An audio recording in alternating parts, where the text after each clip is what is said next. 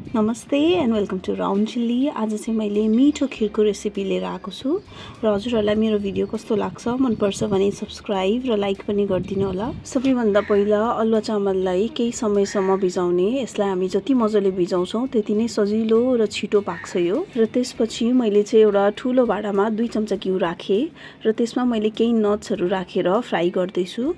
हजुरहरूले pressure cooker पनि use गर्न सक्नुहुन्छ। नट्सहरू फ्राई भइसकेपछि सेम त्यही प्यानमा म 3 चम्चा चिनी राखेर लो फ्लेममा यसलाई पकाउँदैछु। र यसरी चिनीलाई क्यारामलाइज गराउनुको कारण चाहिँ यो खिरमा एउटा मिठो कलर दिनको लागि हो।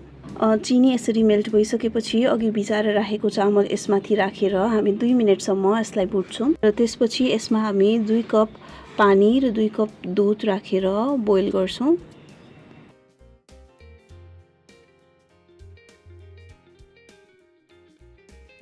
र यो उम्लन थालिसकेपछि यसमा हामी दालचिनी, ल्वाङ, मरिच र सुकमेलको धुलो राख्छौँ।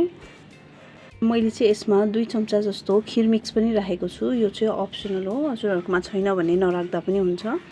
लास्टमा तेजपत्ता र स्वादअनुसार चिनी राखेर यसलाई मजाले पकाउने।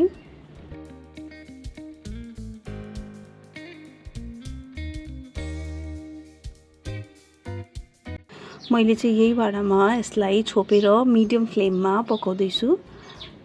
हजुरहरूले प्रेसर कुकरमा पनि यसलाई 3 सिटी लगाएर पकाउन सक्नुहुन्छ।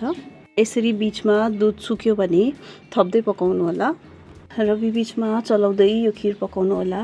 र अब चाहिँ हाम्रो खिर मजाले पाकिसकेको छ। मलाई चाहिँ यतिको गिलो खिर मनपर्छ।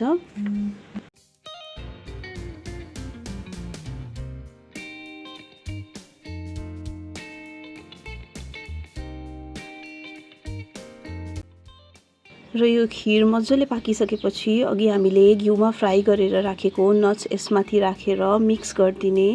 र मैले चाहिँ फ्रेस नट्सलाई मसिनो गरेर काटेको छु र थोरै रोज पेटल्स पनि लिएको छु। र यो खिर चाहिँ अब खानालाई रेडी भइसकेको छ। र यो चाहिँ फ्रिजमा राखेर चिसो बनाएर खाँदा चाहिँ अझै मिठो हुन्छ। आजको भिडियो हजुरहरूलाई कस्तो लाग्यो, मन पर्यो भने लाइक र सब्स्क्राइब पनि गरिदिनु होला। Thank you so much. By by.